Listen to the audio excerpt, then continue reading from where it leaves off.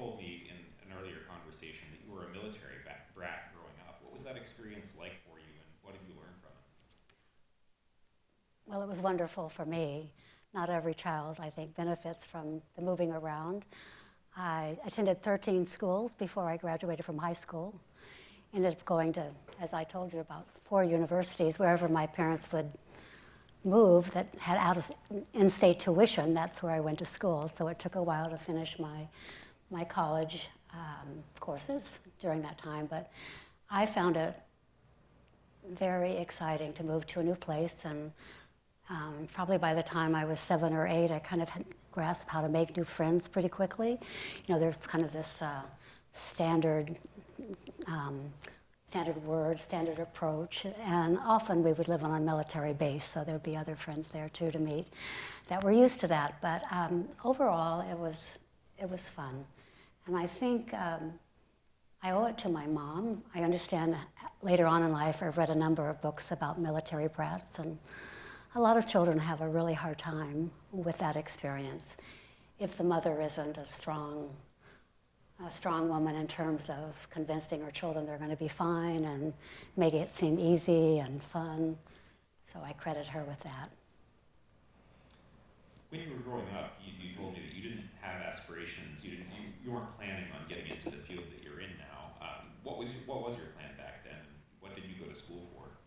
Well, behavioral sciences, psychology, sociology, those were sort of the in majors during that time when I was in school, but also I was fascinated with exploring the human mind and child development. I thought eventually I might go into that area.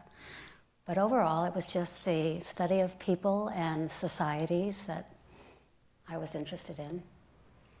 And where did you go to school? Well, as I told you, I kind of listed them. University of Washington in Seattle, University of San Francisco, Cal Berkeley.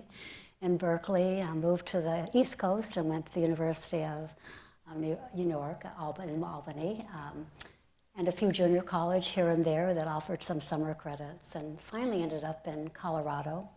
Only by that time it was my choice. I was paying for it, and I was a skier, an avid skier, and that was a ski school.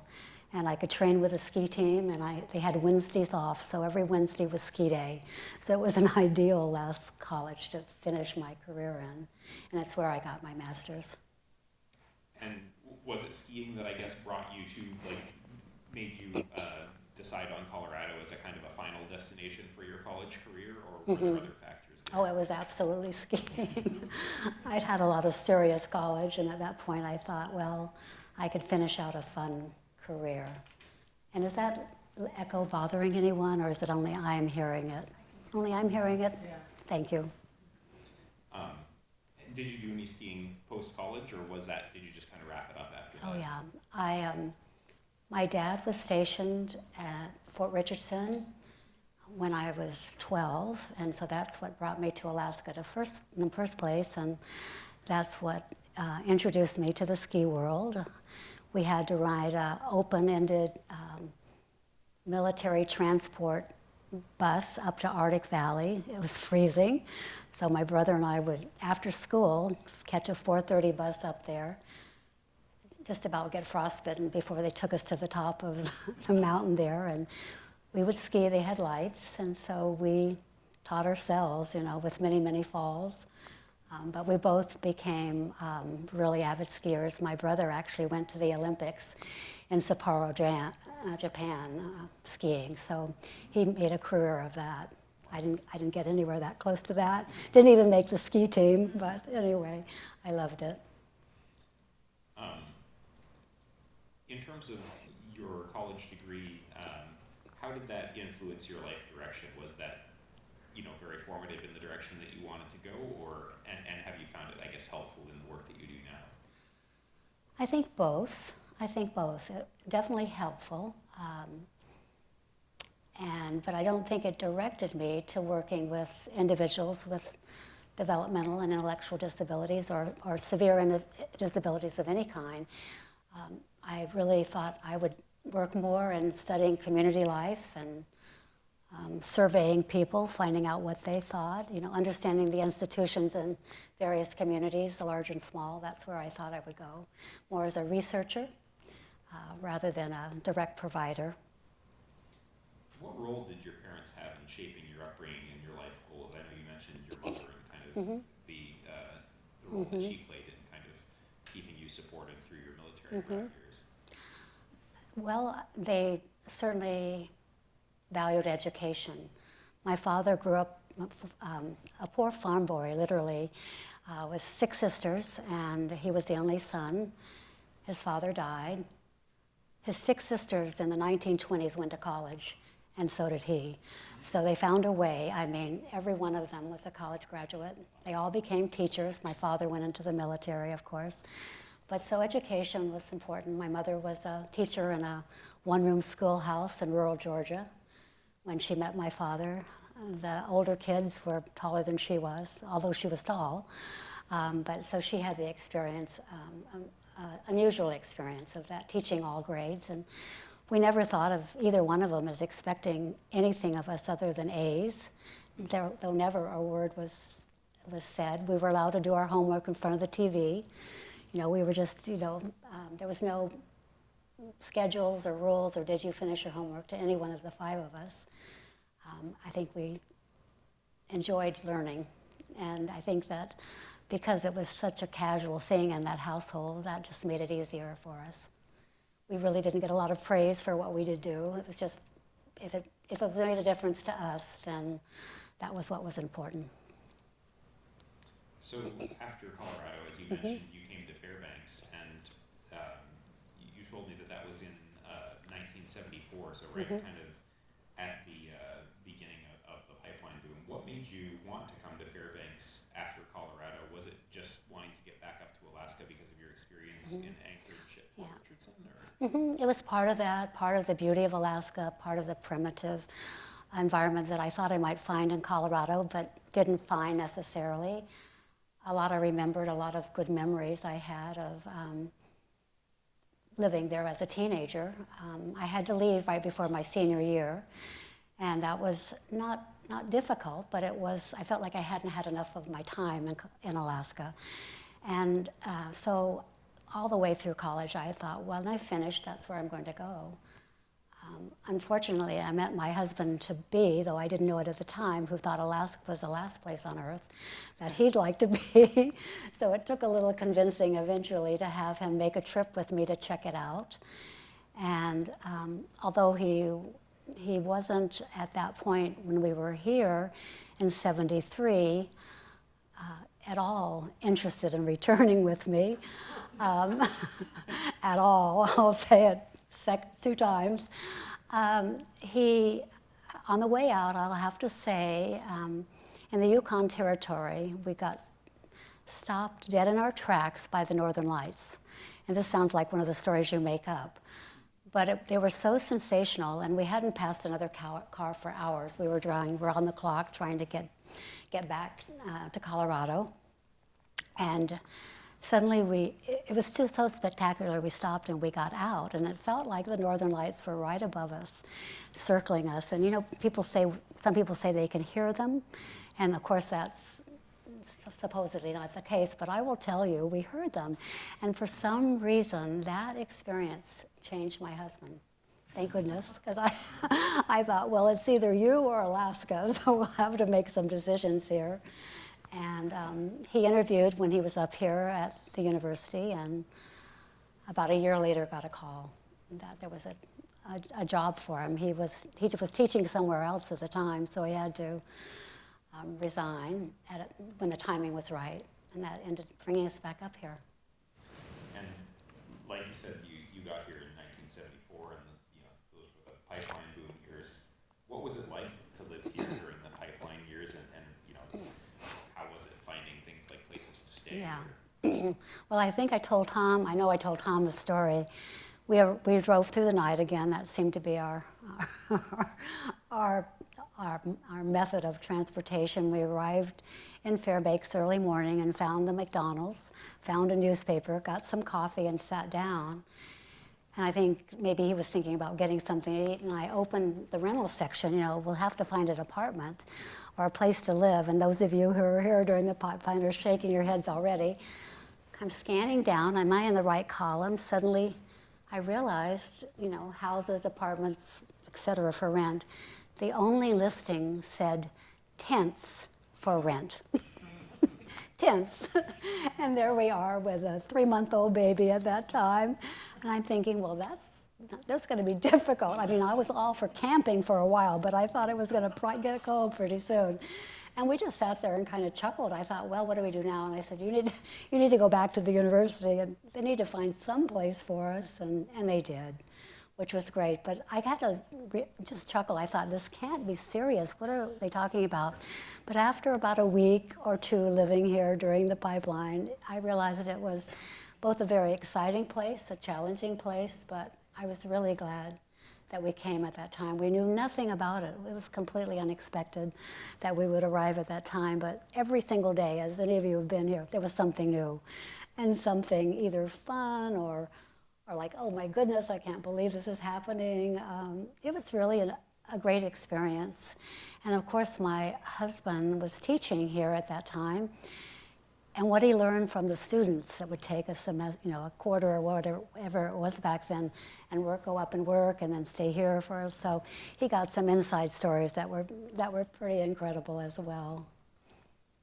What is it that, I guess, kept you here? What do you love most about the Fairbanks community? Oh goodness, friendliness. I think that's the number one. I've always found it the friendliest place on earth of all the places I've been. Secondly, diversity, acceptance of differences, different lifestyles that are interesting, and definitely the people who are also very interesting, and a lot of very smart people, a lot of fun people, a lot of as kind people. I think definitely the people. I like the fact that it's a mix of old and new, and nobody seems to care what, really. They appreciate every part of it. The people that stay here, you have to love it, and I definitely, right away, I loved it. I have to circle back. How long did it take you to find permanent lodging? Well, we got the university pretty quickly. I mean, there was no night in a tent, not even one. We had to move a couple times, but then we did get a house on campus, which was great. Just close walking distance to everything. Yeah, it was good. So what inspired you to join Fairbanks Resource Agency and do the work that you're doing now? Well, it was one of those fortuitous opportunities. A professor at the university knew Bernard C. Law, and some of you may have known Bernard C. Law. And he at that time worked for Fairbanks Resource Agency. And he and his connection with another sociologist said, we're looking for someone to work at FRA in a special classroom. And do you know anyone? Well, he told my husband. They were all in the same department. And at that time, I really wasn't looking for a job, but I said, can I bring the baby? My husband had been taking the baby to class. I thought, well, I'll ask. Maybe there's a lot of flexibility here in Fairbanks. And they said, yes, you can. So I went and talked to Benarsi about the job, and I said, well, I think I'll take it. And definitely brought my baby the first day, and didn't really know what I would be doing. I told Tom, I had never been in a situation with someone with a significant developmental and intellectual disability. I hadn't been around anyone with a disability. Part of that was the military life, that, at that point they weren't sending families to many different places if you had a child that had special educational or medical concerns or needs. But, I thought, well, why not? Let's just give it a try. And again, it was something I found interesting. It had nothing to do with my education or my experience, but I thought maybe I can learn from it. And again, I can take my baby. So, in those days, that was really important to me. And so I said yes. But I think I was quite surprised at what I found. there were 10 individuals, 10 adults, who none of them had gone to school at all because their parents had kept them at home. They were, grew up in Fairbanks. And I didn't have anyone even introduce me to the classroom. It was, here you are, here's the door, in the basement of where our adult day center is now. So I went down the stairs, opened the door, and I said, I'm Emily, and what are your names? And everybody smiled, and I said, well, why don't we all sit down together, and you can tell me your name, and then tell me what you do here, and how can I help you? I thought, well, let's start that way. I knew it had to do with work. They wanted me to do some vocational training. Well, my first difficulty was understanding them because not everybody spoke clearly. But I found if I just relaxed and listened, I would catch on. And so we talked, and I found that the more we talked, the more I felt relaxed and enjoyed it. And finally, I said, can anybody tell me a joke? We were just kind of being conversational. And this Randy raised his hand. I've got one. And I laughed. Everybody laughed. I thought, piece of cake now. This is going to work out just fine. And, everyone was doing some kind of busy work. And so, I started right off by saying, what would you like to do as a job? And I think some of them hadn't thought about that. But I said, let's talk about different things you could do. And so it just became conversational. And from that day, we started a plan for finding out more about the work they could do. And I had a van, and so I checked with their parents. They were fine, but I said, every day we're just going to go, the class went to 4. We're going to stop at 3 or 2:30. We're going to go visit someplace that you might like to work. And so I just kind of made it up as I went along. And that was interesting. Sometimes sometimes I'd take someone even after the rest went home and we'd spend a little more time. We just wouldn't visit. But I remember one young woman named Jackie, as we were working there during the classroom, she wanted to learn to type, and so got a typewriter in, and she knew a little bit how to read, and she'd clearly been read to. So we spent 3 or 4 trips to the library. And I began to think that there was something she could do there. And so I talked to someone. I said, well, she recognizes books and titles. Could she reshelve the books for you? I said, it won't be fast, but she can do that. That is the job. So we work with Voc Rehab. And today I wouldn't want to really do this, but at that time the library said, and Voc Rehab said, well, if we can get her productivity, then maybe we can negotiate the wage with the borough. And I said, well, whatever, we'll get her a job. So that's what we did. And she began work at the library as a library aide, and she spent the next 3 years there before her family moved. So that really inspired all of us, not just me, but the rest of the adults in that class, that there was so much we could do. So that was the beginning. What were the ages of the folks who you first worked with there? They were primarily in their 20s to 30s, and I think at that time FRA was offering what they called a pre-vocational class. So they were to focus on work, but I don't think there had been any serious idea about how to actually get them there. So I kind of made it up again, we all made it up as we went along. I got their feedback, but I thought the most important thing was to get them to think seriously about working, and then to get an idea of what that really meant. You have a little bit of a knack of arriving places at watershed moments. When you arrived at Fairbanks Resource Agency, the field of kind of serving people with disabilities was going through a major transition from kind of this notion that people had to be institutionalized and kept away from society and more into, kind of integrating them into society. So what was that like, kind of being a part of that transition into kind of more of the paradigm that we are in now? Well, because I didn't have a background in special education, and I really had any concept about the limitations that people had, that, it was a learning experience to me, and somewhat a sad experience to learn the history, to learn that they didn't go to school with other children, that there were really few opportunities for individuals with severe disabilities. And the fact that they, in Fairbanks and in Alaska and in many states, there weren't a lot of opportunities to change that.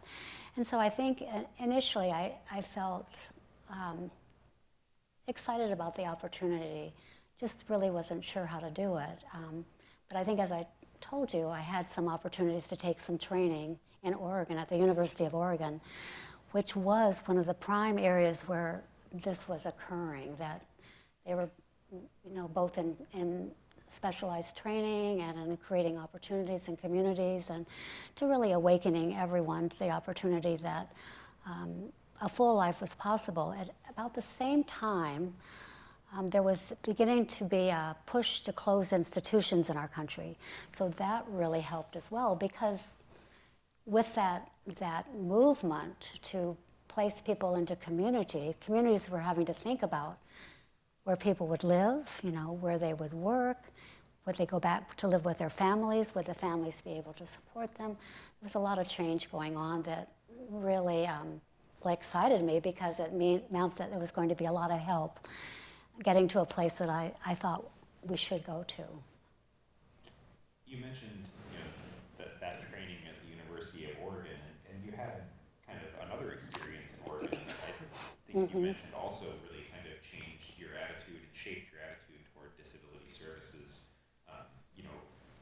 One being a job, I guess, placing people in institutions, and so I guess how did that affect you? Yes, when I first went to work in Oregon, my husband went down to get another degree, finish another degree, and so I had some experience at FRA at that time. We took 2 years away, and so I was hired by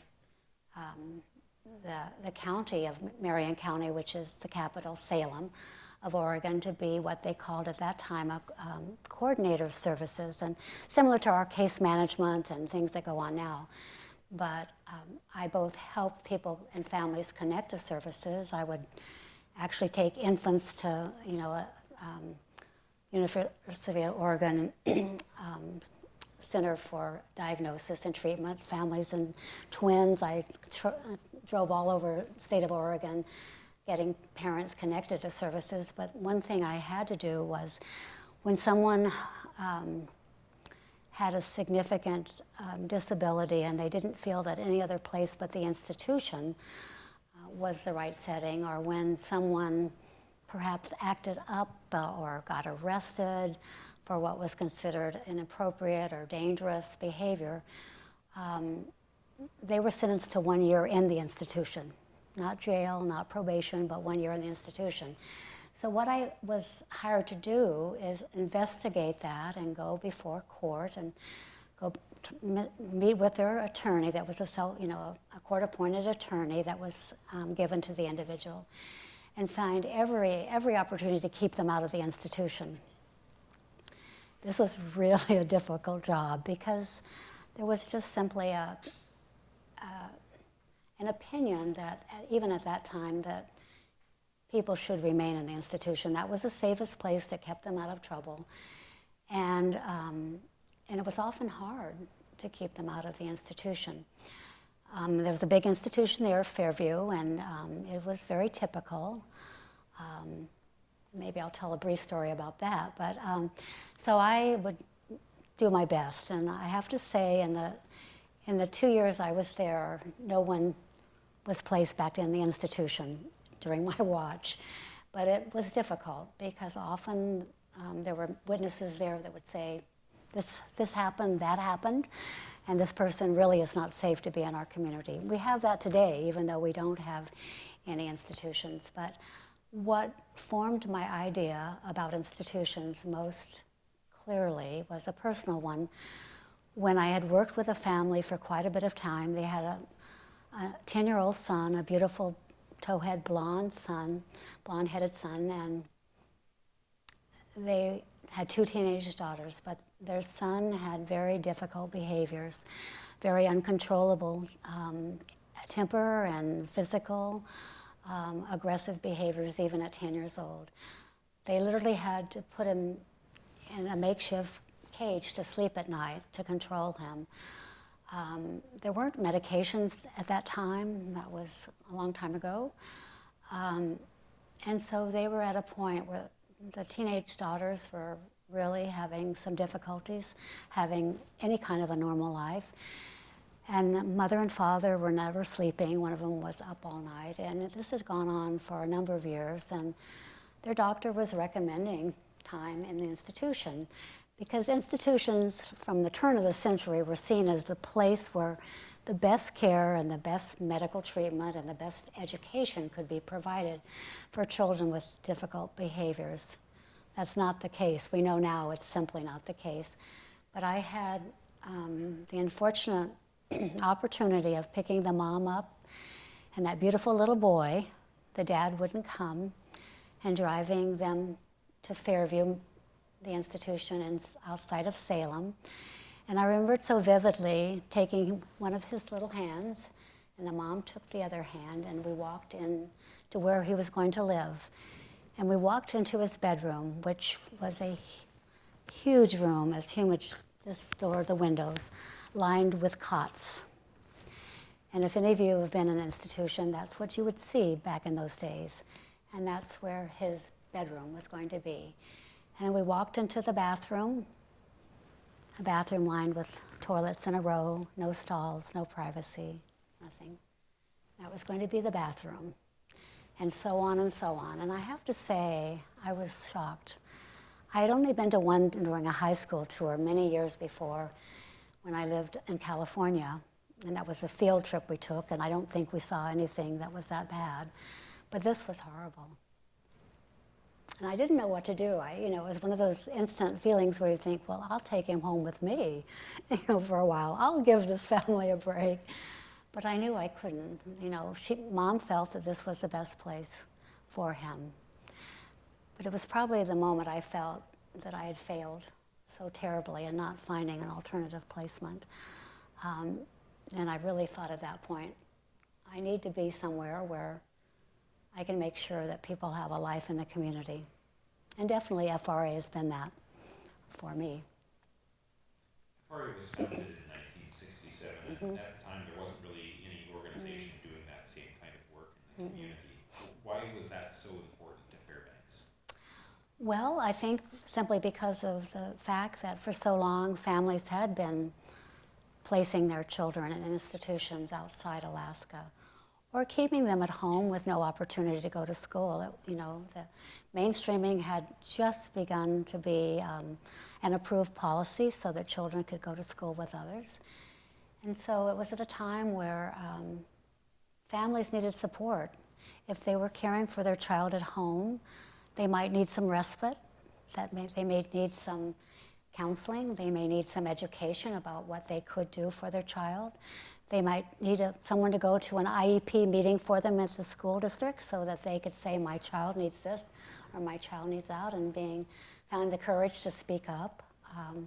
There were so many things that could happen that FRA realized they could. But I think at the point FRA got started, the board to be, and I recognize two wonderful board members that are here in the audience, the board to be really got together with some key people who felt institutions in the lower 48 were closing, so people were being sent home.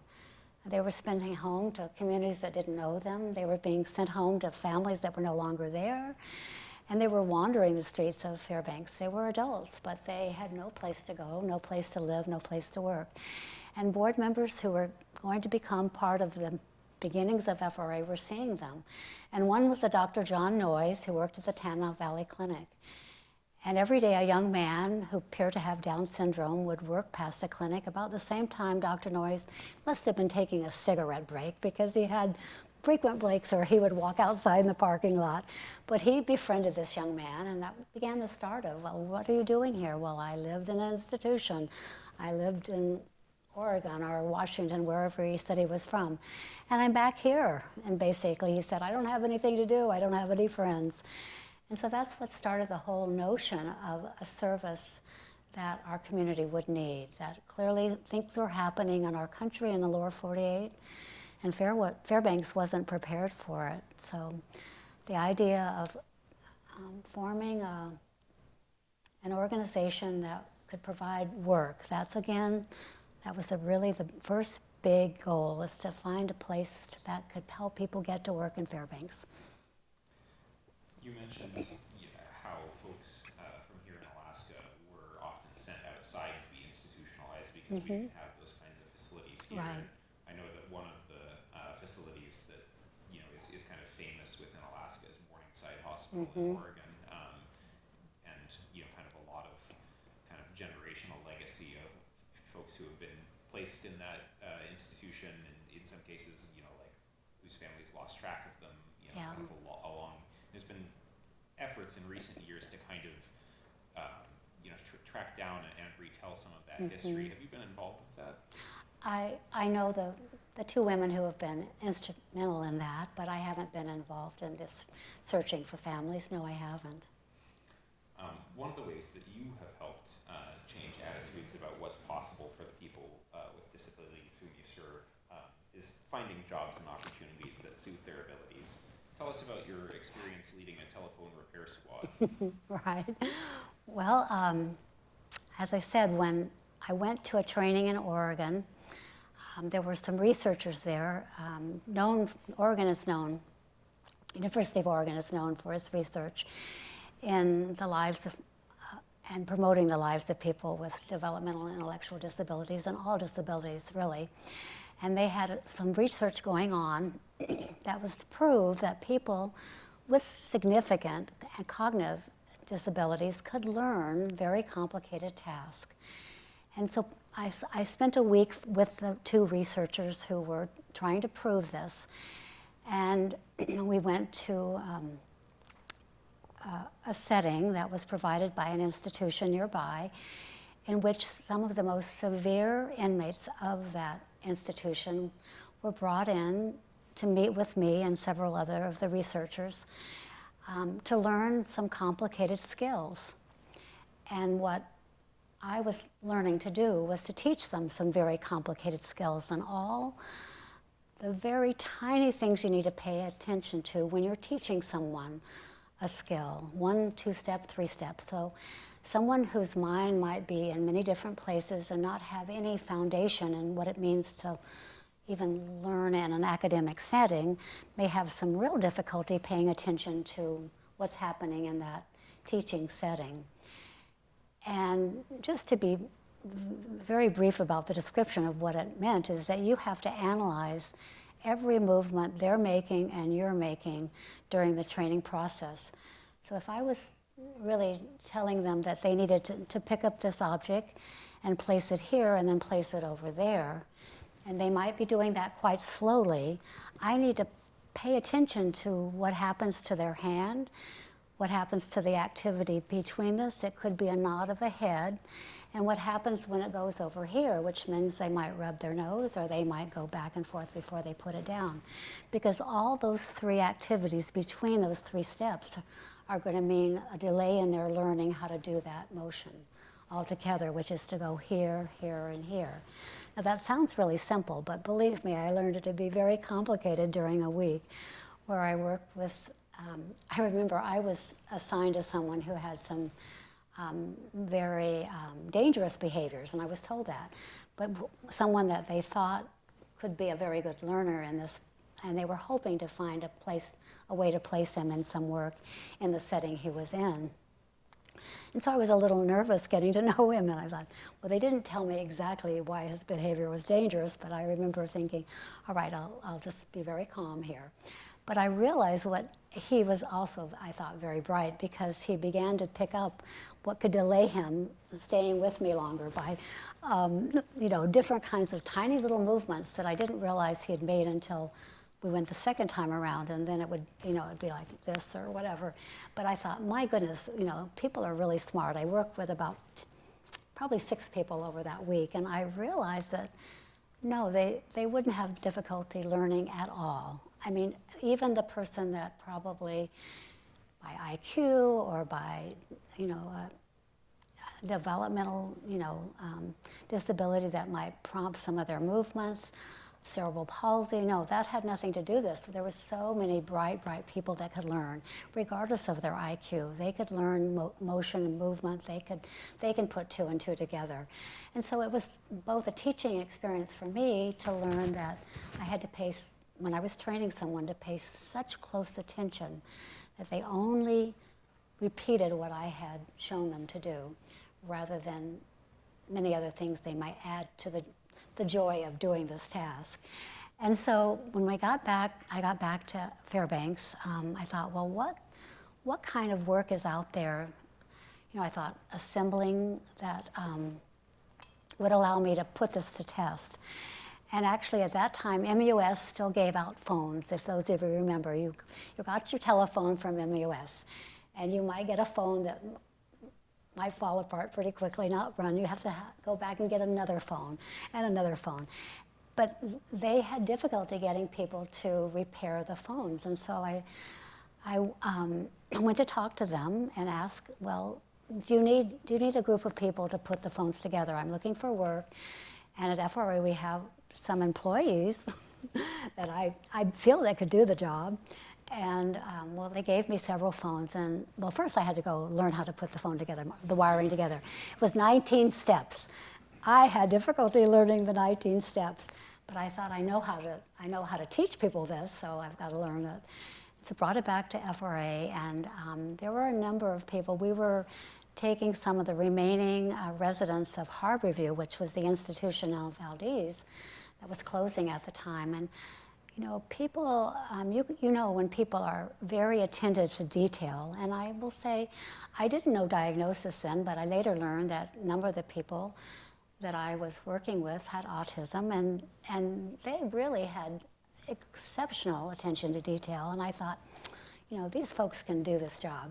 And so learned how to do it, brought the wiring boards that fit into the telephone back, had assembly line, different steps of the job.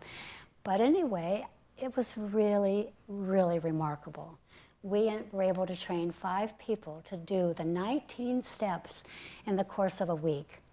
And we put together those telephones. I mean, it was very exciting for all of the staff who learned to do this. And such a confidence builder for our employees that were doing it.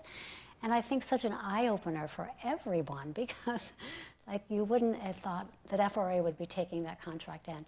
Unfortunately, the telephones we could buy came into existence not so long after that. So this was a very short-lived contract, but a great opportunity. And again, one of those stepping stones that taught us that we could handle the real work in the community. What's the most important lesson that the people who you serve at FRA have taught you? Gosh, I don't know. That you have to see them first, maybe as a person without a disability. You don't pay attention to that. I think you just take them as they are, and you listen to them. I think, you really just sit down and get to know them. I think that's what I learned along the way, and pretty quickly actually, that you just get to know them in their life and who they are and what's important to them. And the disability is really secondary. You may have to consider it, some job placement or in their living situation or in things that might bother them a little more than somebody else, or what makes them uncomfortable. But you do that pretty much with everybody you get to know. You don't put them in situations that are going to be difficult. And I think the other thing is, and everybody knows this old adage, that nothing succeeds like success. So you don't put somebody in a situation that may cause them to fail if you can help it. You don't learn by that. And sometimes you have to teach staff that. They think, well, they'll learn it if they get it wrong a couple times. No, they'll just get discouraged. So you have to, think about how you feel too, how you would feel if you were in their shoes. But mostly it's just getting to know people, just like you get to know anyone. It's not any different. How has the work that you've done at FRA in the last half century, how has it changed over that time? And how has it changed you? Well, I think, over time, just what I was describing then it has become the expectation for parents and for people in our field. I think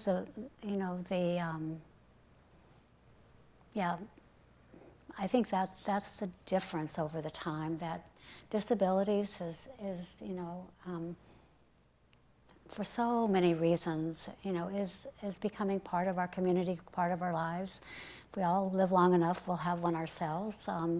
I think, there's this acceptance, it started in schools, and, the promotion of that. I think, federal legislation has been a big help. And exposure to people with disabilities in every walk of life has been helpful. That there's opportunities and for people to be everywhere, and so it's not as unusual to see people out and about in society today. So everybody's more comfortable with it, and I think that we all learn about bias, and I think we teach our children about that, and maybe it wasn't taught so thoroughly when we were younger, because there really wasn't a need. But that's come hand in hand with the opportunity for people with disabilities to be everywhere. And so it's, children get used to it, and adults get used to it, and that helps. And I think there's so many opportunities for people with disabilities now too that certainly weren't. Whether it's opportunities to work, get married. I remember when the first young woman I sat down with at FRA to talk to and get to know. I said, well, tell me this is outside the first setting I had, but when I went back to work at FRA and as the Employment Services Director, and I asked her, I said, well, what job would you like to do? And she took out her wallet out of her purse that she always carried with her, and took something out of the wallet, and it was all folded up, and she put this on the table, and she said, here, this is what I want. And I looked at it, it was a woman in a beautiful bridal gown, beautiful veil, bouquet in her hands. And I said, okay. She says, this is what I want. This is what I want in life. I said, well, what about a job? Nope, I want to be married. This is my future. I said, okay, Diane. I said, well, have you got anyone in mind? No, not yet, but there's someone out there. This is a woman FRA put the first wedding together for. She married Collis. They met each other, they fell in love, and it was the first wedding that the agency hosted. And it was wonderful. She came in a white wedding gown, and she never held a job. That was her goal, that she would be the bride of her husband, and she did. And she outlived him, and that was a very sad day. We had his funeral a couple of years ago, but she was happy for many, many years. So, yeah, it's fun. Speaking of finding jobs for folks via FRA, the organization is central to one of Fairbanks' marquee events, the Midnight Sun Run. How did FRA get involved with the run? Well, we were looking for fundraisers. We had a number, but we felt as an organization we needed to have some additional income that would come from a signature event. We had a couple of smaller events, but we needed a signature event which would bring in a lot more people and would possibly bring in some additional income. As a nonprofit, you're always having to look for earned income. Contracts is one of those areas that we have, but that's not all we needed. So the opportunity for the Midnight Sun Run to be managed by someone else other than United Way came about, and you needed to, put in a proposal. And I know my family and I used to walk or run the Midnight Sun Run for years, and I knew it was a big event, but not as big as I realized it would be. But I thought, well, I know about it, and goodness, sounds like a good time. So we submitted a proposal to take over the Midnight Sun Run, and we were awarded it. I'm not sure why still, but I guess they wrote a pretty good proposal, and I felt we could. I felt we had enough staff. I think big events take a lot of staff.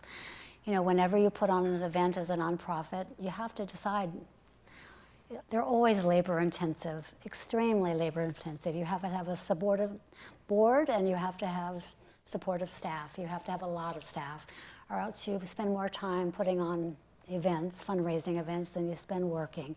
And I knew we couldn't do that. But because we had a very large staff, about 500 people at the time we applied for that, I knew we could pull it off. But, so that was the reason, a bigger fundraiser that would get our name out there. We didn't believe it would get our name to at least 28 or 30 countries and most of the states that we would now have participants coming from. And of course this year I never dreamed that we would meet about 5,000 people here for that event, ever. But that's been exciting. How long has FRA been involved with the Midnight Sun Run? 14 years, yes.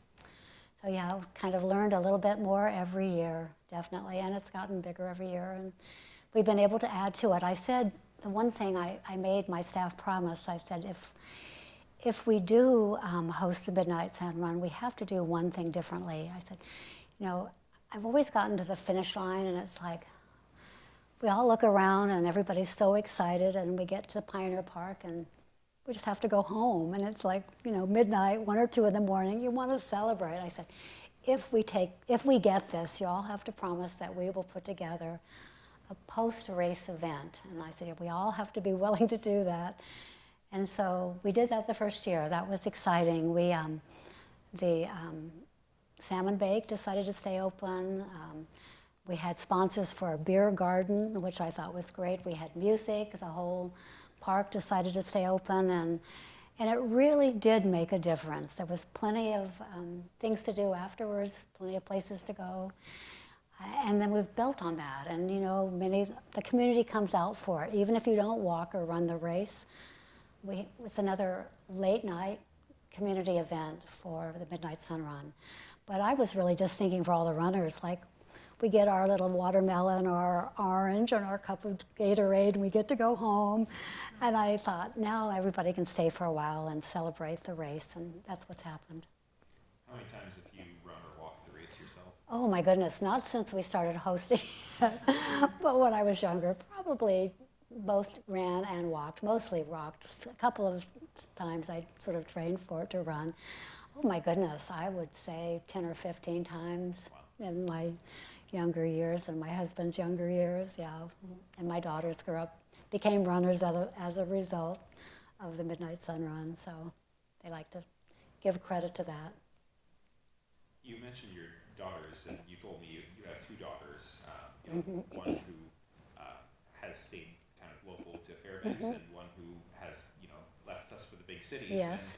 And, what of yourself do you see in them? Oh my goodness. I think I haven't answered that question before, Tom. What of myself? Well, my oldest daughter, she's fearless. I mean, she's just ready to take on challenges. As a 9th, 10th grader, she wanted to be an actor. She'd act as young. She was a dancer and she was in drama, and the woman who produced Grease in New York City came to put on Grease here in Fairbanks, the Broadway producer. And so, of course, a lot of college kids auditioned and some high school kids auditioned for Grease. And she said, I want to audition for it, but I have to sing. And I can't sing. She got that. That's what my daughter got in mind. Can't sing. I can't sing, Mom. But I have to audition a song. And I said, well, and so I have to go find out what I can sing. I said, well, you need to go to a musician. So she went to someone that could tell her, listen to her, and said, well, you're only going to be able to sing this kind of a piece of music. And so she told her what to order, so that was before Amazon or anything, so we got on the phone to some music company in Seattle. They overnighted the music. I played it on the piano. She sang it. I thought, oh goodness, All right, I didn't discourage her. I let her sing it a few times. I would never have said, I don't know about this. But fortunately, the auditions were individual on the on the stage at the university, and the woman who was the visiting producer was there in the audience. My daughter got up and sang, and she laughed out loud at my daughter. That didn't make my daughter feel bad at all. She said, well, who knows what will happen. Well, she got a part. She got a part, mainly because she also my daughter choreographed the dancing for the dancers on the stage, but she sang too. But I thought, what nerve did she have that she just made it happen? And so that's a little bit of, just kind of the fierceness, like I'll just go, even if I fail, I'm going to give it a try because who knows what will happen. So that's the oldest daughter. The younger one, I think her love of Alaska. I mean, just the more primitive lifestyles, the Alaska Native culture, which she really has bonded with, everything about Alaska. Yeah, she tried living outside, but had to come back. But yeah, she's much like me and appreciating where she lives. It's a surprisingly difficult place to leave. Yeah, it is. Looking back on your life, what is it that you're most proud of? My life. Well, certainly I think FRA. I'm proud of not so much my own accomplishments there, but the fact that there's been such a team of wonderful people that I've worked with who've made things happen, and wonderful board members that have made things happen, because you can't do anything in a nonprofit without a supportive board that believes in you and is able to take risk. And I think from the very first board of FRA, Mary Nordale, John Turner, they were willing to take risk to make a difference in Fairbanks, and they knew they were taking a risk. And so I think, the ability to take a risk, I remember one of the first major hurdles, there was an opportunity to bring children, FRA had the opportunity to bring children back from hospitals in the Northwest, children with critical medical and physical situations. And there was an opportunity to get funding from Medicaid for children with critical and complex medical conditions. And yet, most of these children were not expected to live, but they were not living with their families in Fairbanks. They were in a hospital in Seattle. And families had difficulty traveling down there. And I thought,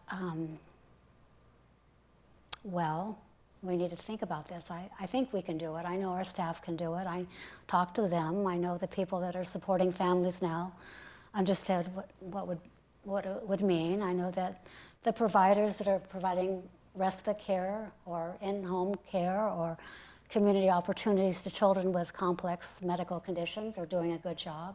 They have confidence. But I have to talk to the board, because this is an area of risk exposure. I mean, children are going to pass away, and it might be on our watch, and what does that mean? So I brought a risk committee together, a risk committee of the board, and I presented that to them. And I talked about it with no holds barred. I talked about what it means, what children might be like, what families are like under the stress of caring for a child, but think about the stress of not caring for your child and what it would mean. And they voted to go with that program. And I'll tell you, I was prepared for the opposite. I thought, I could understand as board members the risk to FRA, the risk to even an individual staff if something had gone wrong. But no, they said, we have to do it.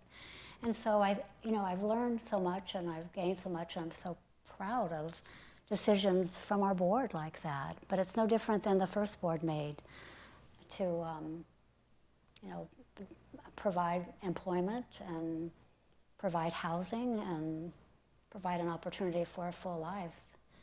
That they should, they shouldn't be denied that simply because of a disability. So kind of full circle around. But it was the first, I think, time I had to really think twice myself about what it meant. And, but I felt that we could do it. And I have to say, the very first family that took that opportunity, that child was 2, and Mom moved away from here when that child was 18, and that child lived another 10 years. So, I think what we found, that coming back to live with a natural family was different in terms of longevity than staying in a hospital with all that medical care. We have medical care here in Fairbanks, yes. Maybe not the specialized, but we can get it. And now today, with all the different ways you can get that with Zoom, et cetera. But it's the family that makes the difference. And our providers, our staff learned that right off the bat. Yep. We're about out of time, but I want to ask one last question. If you had the ability to talk to a young Emily Ennis arriving here in 1974, what advice would you give her?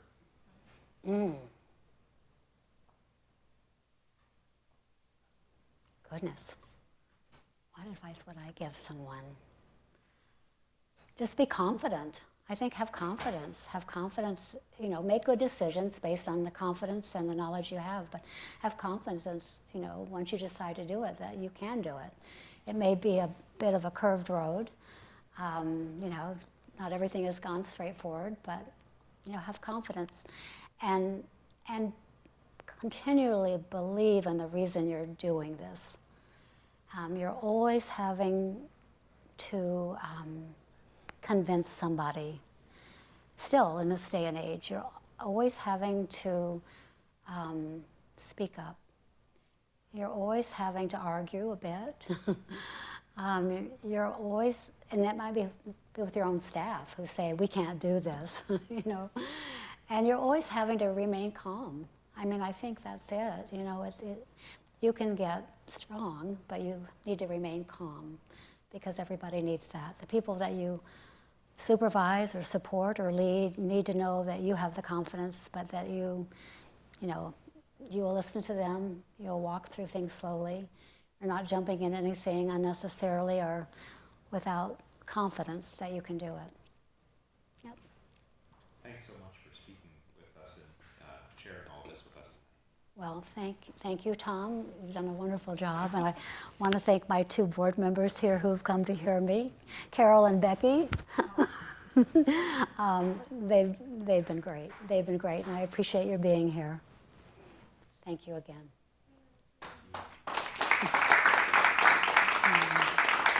Thank you all.